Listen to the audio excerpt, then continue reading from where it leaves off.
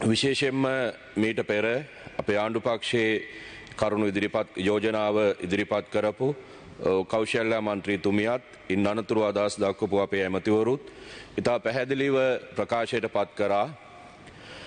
විශේෂම රාජ්‍ය මූල්‍ය කළමනාකරන පනතේ විධිවිධාන අනුව මේ උත්තරීතර පාර්ලිමේන්තුවට ඉදිරිපත් කළ යුතු මූල්‍ය ක්‍රමෝපාය ප්‍රකාශයේ 2026 පිළිබඳ වන විවාදයත් ඒකට අදාළ කරුණුත් තමයි මේ සාකච්ඡා වෙමින් තියෙන්නේ. ගරු නියෝජ්‍ය කතානායකතුමනි, මූල්‍ය ක්‍රමෝපාය ප්‍රකාශය ඉදිරිපත් කරනු ලබන පළවෙනි අවස්ථාව කියන කාරණාව ගරු පාර්ලිමේන්තුවට මීට පෙර ප්‍රකාශයට පත් වුණා. විශේෂයෙන්ම වර්ෂයේ සෑම වර්ෂයකම ජූනි 30ට පෙර පාර්ලිමේන්තුවට ඉදිරිපත් කළ යුතු වාර්තාවක් විදිහට තමයි අද දවසේ මේ වාර්තාව ඉදිරිපත් කරලා තියෙන්නේ. විශේෂයෙන්ම මේ වාර්තාවේ මූලික අඩංගුව ගත්තොත් මූලික කාරණා දෙකක් මත පදනම්ව මේ වාර්තාව සකස් වෙනවා සහ සංඛ්‍යා දත්ත කරුණු ඉදිරිපත් වෙනවා.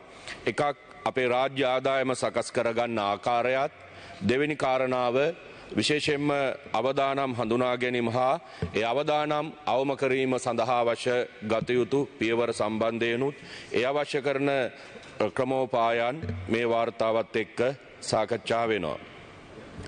විශේෂයෙන්ම ආර්ථිකය වර්ධනය කරගත යුතු උපාය මාර්ගික සැලසුම් අපි මේ හරහා ඉදිරිපත් කළ යුතුව තියෙනවා. ගරු නියෝජ්‍ය කතානායකතුමනි, 2024 නොවැම්බර් 21කින් පසු අපි ජාතික ජනබලවේගයේ ආණ්ඩුවක් මේ රටේ ස්ථාපිත කරා.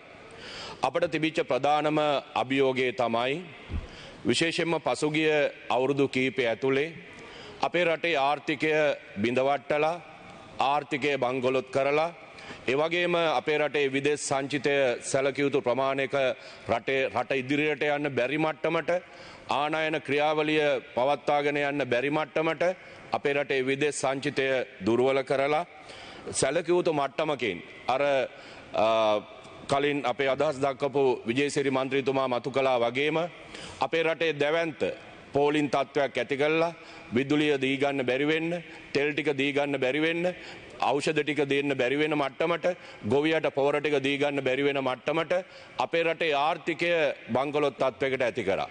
ඒ වගේම ඒ පැවතිච්ච ආණ්ඩු, ඒ පාලකයන්, වගකිය යුතු මැති ඇමතිවරු ඒ ගනු ලැබූ වැරදි ආර්ථික ප්‍රතිපත්ති ඇතුලේ ඒ සියලු පීඩාවන් වලින් දුක්වින්දේ හිටපු ජනාධිපතිවරුවත්, දුක්වින්දේ හිටපු අගමැතිවරුවත්, දුක්වින්ද හිටපු කැබිනට් ඇමතිවරුවත් නෙමෙයි, හිටපු ආණ්ඩු පක්ෂේ කවුරුවක්වත් නෙමෙයි, මේ රටේ සාමාන්‍ය ජනතාව, වෘත්තිකයන් රට දාලා යන්න සිද්ධ වුණා. දරුවන්ට පාසල් අහිමි වුණා. රෝහල් වල බෙහෙත් නැති නිසා රෝගීන් මේ යන්න පටන් ගත්තා. මේ ආදී සියලු පීඩාවන් වලින් දුක් විඳ මේ රටේ සාමාන්‍ය ජනතාව, මේ රටේ දුක් විඳින ජනතාව, මේ රටේ දැනුගත් ප්‍රජාව, වෘත්තිකයන්.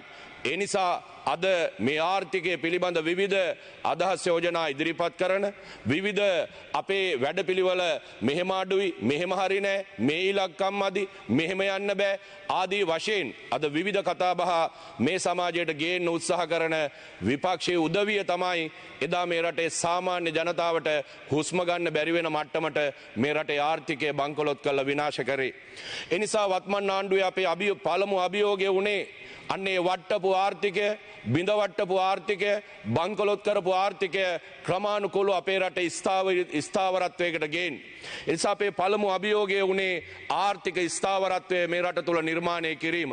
ඒ නිසා අපි ආණ්ඩුවක් විදියට විශේෂයෙන්ම මුදල් අමාත්‍ය ගරු ජනාධිපති අනුර දිසානායක සහෝදරයාගේ නායකත්වයෙන් සහ මූලිකත්වයෙන් අපි ආණ්ඩුවක් විදියට අපේ අමාත්‍ය මණ්ඩලය, පාර්ලිමේන්තු මන්ත්‍රී කණ්ඩායම මේ සියලු දෙනා එකට පෙළ ගැහිලා අපේ ඉලක්කය බවට පත් වුණේ අන්නේ වැරදි ආර්ථික ප්‍රතිපත්ති ඇතුලේ හිටපු පාලකයන්, දේශපාලකයන්, නායකයන් ඒ වට්ටපු ආර්ථිකය යලි වතාවක් එවැනි අත්දැකීමක් මේ රටේ ජනතාවට උරුම නොවන ආකාරයට මේ රටේ ආර්ථික ස්ථාවරත්වය නිර්මාණය කරන්න, ආයෝජකයන් තුළ විශ්වාසය නිර්මාණය කරන්න, රට තුළ ජීවත් වෙන මිනිසුන්ට මේ රට දාලා යන්න නැති මට්ටමට ඒ විශ්වාසය යලි ගොඩනගන්න, අන්න එවැනි අභියෝගයන් ඇතුලේ තමයි ජාතික ජනබලවේගය අපි මේ ආණ්ඩුවත් මේ රටත් ඉදිරියට ගෙනියන්න ඒ අවශ්‍ය කරන මැදිහත් වීම අපි බාරගත්තේ.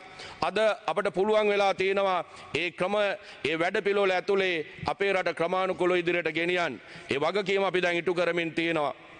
ඒ නිසා අපට තිබිච්ච කළ යුතු පළවෙනි කාර්ය විදියට රටේ ආර්ථික ස්ථායීකරණයකට නැතිනම් ස්ථායී භාවයකට පත් කර ගැනීම ඒක අපි දැන් ක්‍රමානුකූලව පියවරෙන් පියවර දැන් මේ වෙනකොට සිදු කරමින් තියෙනවා. අපි දන්නවා පෞගිය කාල සීමාව ඇතුලේ අපේ රටේ ආර්ථිකයේ බිඳ වැටීම කොච්චරද කියලා ආයි මම නැවත සංඛ්‍යා දත්තවලට පහුබහින සූදානම් නැහැ. ඒවා ඇතිතරම් මේ පාර්ලිමේන්තු සභාගැබේ අපි සාකච්ඡා කරලා තියෙනවා. ඒ ආර්ථික පසුබෑම බිඳ වැටීම බංකොලොත්භාවය නිසා අපේ රටේ සියලු ශේෂ්ත්‍රවල බිඳ වැටීම මේ රටේ අද සාමාන්‍ය ජනතාව පාසල් යන දුවා දරුවා පවා ඉතා හොඳින් දන්නවා. හැබැයි අපිට අපේ ප්‍රධාන ඉලක්කයක් තිබුණේ මේ ආර්ථික ස්ථාවරත්වය නිර්මාණය කරන එක. දැන් අපි දන්නවා පෞගිය මාස කිහිපය ඇතුලේ අපිට පුළුවන්කම ලැබිලා තියෙනවා 2025 මුල් මාස 5 තුල අපේ අපනයන ආදායම ඩොලර් මිලියන 6.9 දක්වා ඉහළ නංවන්න අද අපට රජයක් විදියට ආණ්ඩුවක් විදියට පුළුවන්කම ලැබිලා තියෙනවා. ඒක ගත්තොත් 2024 ඒ මුල් කාල පරිච්ඡේදයට සාපේක්ෂව 7.1.14ක වර්ධනයක් අපට අපනයන ශේෂ්ත්‍රය තුල නිර්මාණය කරගන්න පුළුවන්කම ලැබිලා තියෙනවා. ඉතින් මේ ආදී වශයෙන් ගත්තොත් විශේෂයෙන්ම එවැනි ආර්ථික ස්ථාවරත්වයකට අපට ගේන්න පුළුවන්කම ලැබිලා තියෙනවා. ඒ වගේම අපි දන්නවා විශේෂයෙන්ම රාජ්‍ය ආදායම ශක්තිමත් කරගන්න ක්‍රියාවලිය අපි දැක්කා ඉදා රාජ්‍ය ආදායමට මොකද සිද්ධ වුණේ කියලා. ඒ රාජ්‍ය ආදායම විශාල වශයෙන් විවිධ ප්‍රශ්නවලට ගැටලුවලට මුහුණ පෑවා. අපි දන්නවා පහුගිය කාලේ විශේෂයෙන්ම අපේ රාජ්‍ය ආදායම් පිළිබඳ විවිධ ප්‍රශ්න නිර්මාණය වුණා. පැවිදි ආණ්ඩු කාලේ විවිධ මන්ත්‍රීවරුන්ට ඇමතිවරුන්ට විවිධ චෝදනාවන් එල්ල වුණා. අපි දන්නවා හාල් ආයනනය පිළිබඳ හිටපු හැරිසන් මන්ත්‍රීවරයාට කෝටි 100කට ආසන්න විවිධ චෝදනාවන් ලක් වෙලා තියෙනවා.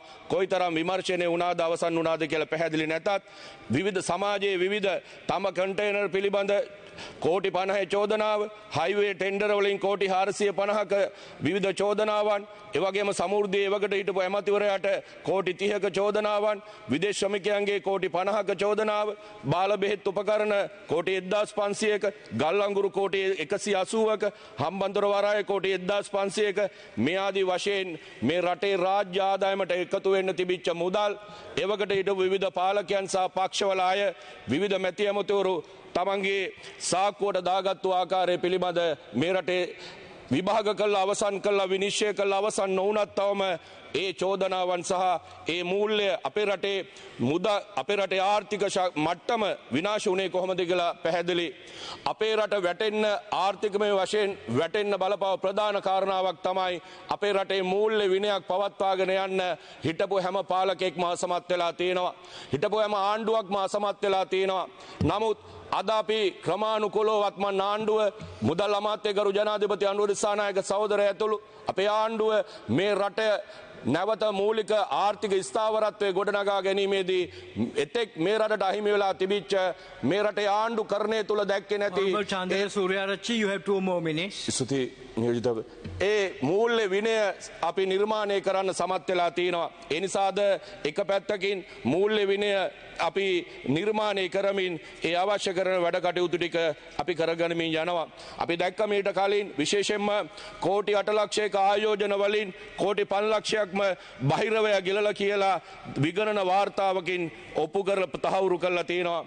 මෙන්න මේ ආකාරයේ විවිධ රාජ්‍ය මුදල් අවභාවිතා කරමින් මූල්‍ය විනයක් නැමැතිව මේ ගෙන ගිය වැඩපිළිවෙල තමයි අපි වෙනස් කළා. රාජ්‍ය ආදායම ශක්තිමත් කරමින් මූල්‍ය විනය නිර්මාණය කරමින් මේ රටේ ආයෝජකයන්ට රට පිළිබඳ විශ්වාසයක් නිර්මාණය කරමින් මේ ගමන් කරමින් තින්නේ.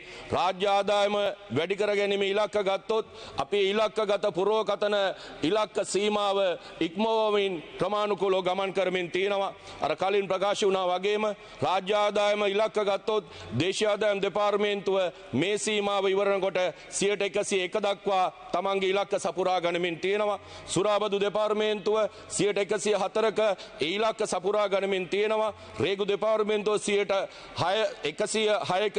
106ක ඒ ඉලක්ක සපුරා ගනිමින් තියෙනවා. ඉතින් මේ ආදී වශයෙන් ගත්තොත් විවිධ විදියට අපට පුළුවන්කම ලැබිලා තියෙනවා ඒ ඉලක්ක රාජ්‍ය ආදාය ඒ ඉලක්ක සපුරා ගනිමින් ක්‍රමානුකූලව මේ වැඩපිළිවෙල ඉදිරියට ගෙනියන්න. ඒ නිසා මේ ක්‍රියාවලිය ඇතුලේ අපි විශ්වාස කරනවා අද මේ විශේෂයෙන්ම මේ මූල්‍ය ක්‍රමෝපාය වැඩපිළිවෙල මේ ප්‍රකාශය අපට වැදගත් වෙන්නේ අපි රටක් විදියට අපි ගිය මාවත වෙනස් කළා මේ රටේ අනාගතය යලි නිර්මාණය කරන්නත් මේ රටේ ආර්ථිකය ශක්තිමත් කරන්නත් ඒ වගේම නිෂ්පාදනය වැඩි දියුණු කරන්නත් ආනයන අපනයන ක්‍රියාවලිය ඇතුලේ ශක්තිමත් භාවයක් සහ ස්ථාවරත්වයක් ඇති කරගන්නත් ඒ වගේම මේ රටට එන්න නියමිත සහ ඇවිල්ලා ඉන්න ඒ ආයෝජකයන්ට your time is up. මේ රට තුළ ඒ ස්ථාවරත්වයේ ගොඩනගාගෙන තමන්ගේ ව්‍යාපාර ඉදිරියට ගෙනියන්නත් ආදී වශයෙන් විවිධ ඉලක්ක සපුරා ගැනීම වෙනුවෙන් ඒ අවශ්‍ය කරන ආර්ථික වටපිටාව නිර්මාණය කිරීම තමයි මේ වැඩපිළිවෙල තුළ ඉලක්ක. ඒ නිසා ගරු නියෝජ්‍ය කතානායකතුමනි අපි විශ්වාස කරනවා අද විපක්ෂයේ විවිධ മന്ത്രിවරු තමන්ට ඇති වෙලා තියෙන මේ වින්නය වෙනස් කරගන්න ඒකේ දරා ගන්න බැරි අමාරුවට විවිධ දේවල් ඇදබෑවත් අද අපි ආණ්ඩුවක් විදියට අනාගතයේ වෙනුවෙන් අනාගත පරපුර වෙනුවෙන් රටේ ස්ථාවරත්වය වෙනුවෙන් අපි මේ වැඩපිළිවෙල ඉදිරියට ගෙනියනවා කියන ප්‍රකාශය තමයි අද මේ සංඛ්‍යා දත්ත තුළින් අපි තහවුරු කරමින් තියෙන්නේ. බොහොම ස්තුතියි.